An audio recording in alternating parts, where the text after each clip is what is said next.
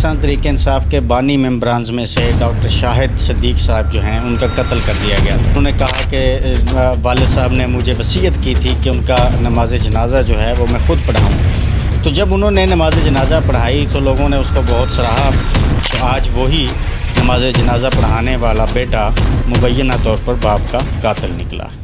جی، اس وقت جو سفاکیت ہے وہ پوری سوسائٹی میں سرایت کر چکی ہوئی ہے۔ لالچ اور ہوس جو ہے اس نے سب کا خون سفید کر دیا ہے۔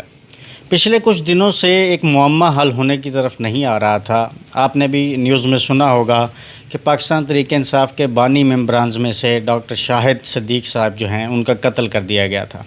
وہ قتل بڑا پورا اسرار قسم کا قتل تھا، کچھ اس کا سراغ نہیں لگ رہا تھا کہ کون ہے کیا ہے، اور بڑی اس چیز کو سراہا جا رہا تھا کہ جو ڈاکٹر شاہد صدیق صاحب کے صاحبزادے ہیں انہوں نے لوگوں کے انہوں نے کہا کہ والد صاحب نے مجھے وصیت کی تھی کہ ان کا نماز جنازہ جو ہے وہ میں خود پڑھاؤں۔ تو جب انہوں نے نماز جنازہ پڑھائی تو لوگوں نے اس کو بہت سراہا۔ شام ہم کہیں بیٹھے ہوئے تھے تو کچھ لوگوں نے یہ بڑی تعریف کر رہے تھے کہ جب ان کے پاس گئے تو ہم نے بڑا اچھا سمجھا کہ جناب چلیں، ایک جو ہے وہ بیٹے نے اپنے باپ کی وصیت کے مطابق خود جنازہ پڑھایا، جبکہ باپ کا قتل اس کے سامنے ہوا ہو، ایک غم ہوتا ہے، ڈیفینیٹلی غم ہوتا ہے اولاد کے سامنے اس کا باپ قتل ہو، اور مطلب ایک شدید غم کی صورتحال ہوتی ہے، فیملی نڈھال ہوتی ہے، مہمانوں کو سنبھالنا ہوتا ہے، یہ ایک اچھی بات تھی۔ لیکن پراسرار طور پر چیزیں جو ہے وہ اور طرف جا رہی تھی، اور پاکستان تحریک انصاف کا جو سوشل میڈیا ہے، خاص طور پہ جو ان کے کارکنان ہیں، وہ اس قتل کو کہیں اور اس کے تانے بانے جوڑنے کی کوشش کر رہے تھے۔ اور یہ ڈاکٹر شاہد صدیق صاحب ایک قابل اور کیپیبل آدمی تھے، اقرا میڈیکل کمپلیکس کے جو ہے وہ آنر تھے، اور پاکستان تحریک انصاف میں ایکٹیو تھے۔ ایک وقت میں وہ پاکستان تحریک انصاف کے ٹکٹ ہولڈر بھی تھے، الیکشن کے امیدوار تھے، اور انہوں نے شوکت خانم میں بھی بہت ایکٹیو رول پلے کیا ہے، اس کی فنڈ ریزنگ میں، ان کے معاملات میں۔ تو عمران خان صاحب کے قریب سمجھے جاتے تھے ڈاکٹر شاہد صدیق صاحب۔ اب جو وہ قتل ہوئے تو آج صبح جو ہے وہ ایک نئی خبر آئی کہ وہی صاحبزادے جنہوں نے جنازہ پڑھایا تھا، وہی صاحبزادے جو بور نڈال تھے، وہی صاحبزادے جن کو سب سراہ رہے تھے، معمہ یہ کھلا کہ اس شفاق بیٹے نے مبینہ طور پر، جو ابھی انویسٹیگیشنز پولیس کے بیانات ہیں ان کے مطابق، اس بیٹے نے اپنے باپ کو قتل کروایا ہے۔ یعنی کہ جو بیٹا عوام کو دکھانے کے لیے، باپ کے دوستوں کو دکھانے کے لیے، سب کو دکھانے کے لیے اور اپنے آپ کے جرم کو چھپانے کے لیے یہ بات کر رہا تھا کہ اس نے جنازہ خود پڑھایا، وہی اپنے باپ کا مبینہ طور پر قاتل نکلا۔ ابھی یہی خبریں آ رہی ہیں کہ پولیس تفتیش میں، پولیس انویسٹیگیشن میں یہ چیزیں سامنے آئی ہیں، اور اس کو گرفتار بھی کر لیا گیا ہے۔ قیوم شاہد کو گرفتار کیا۔ پولیس نے یہ بتایا کہ کچھ عرصہ پہلے بھی جو ہے انہوں نے اپنے والد صاحب پر اسٹریٹ فائرنگ کی تھی۔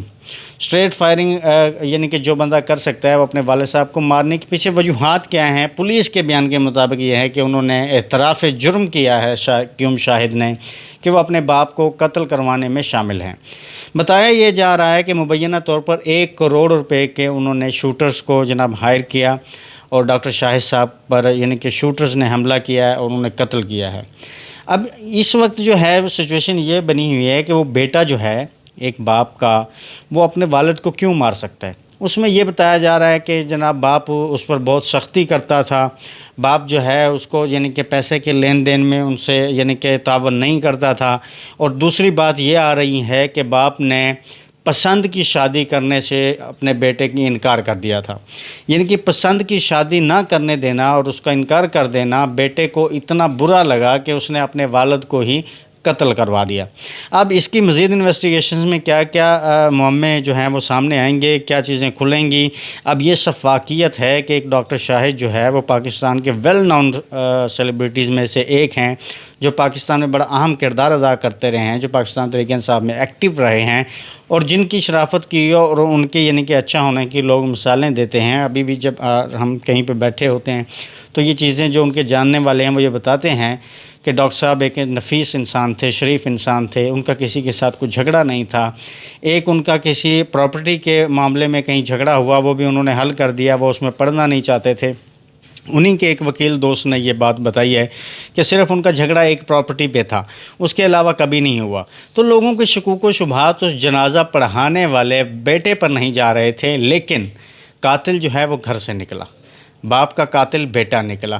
اب اس صورتحال کو آپ کس طرح دیکھتے ہیں؟ کومنٹ سیکشن میں ہمیں رائے دیجیے گا کہ آج پاکستان کی اس سوسائٹی میں یہ کہاں سوسائٹی جا رہی ہے کہ عدم برداشت کی طرف ہم جا رہے ہیں۔ کوئی برداشت نہیں رہا کہ باپ بیٹے کا قتل کر رہا ہے، بیٹا باپ کا قتل کر رہا ہے، بیٹا ماں کو گلا گھونٹ کے مار رہا ہے، بھائی بھائی کو مار رہا ہے۔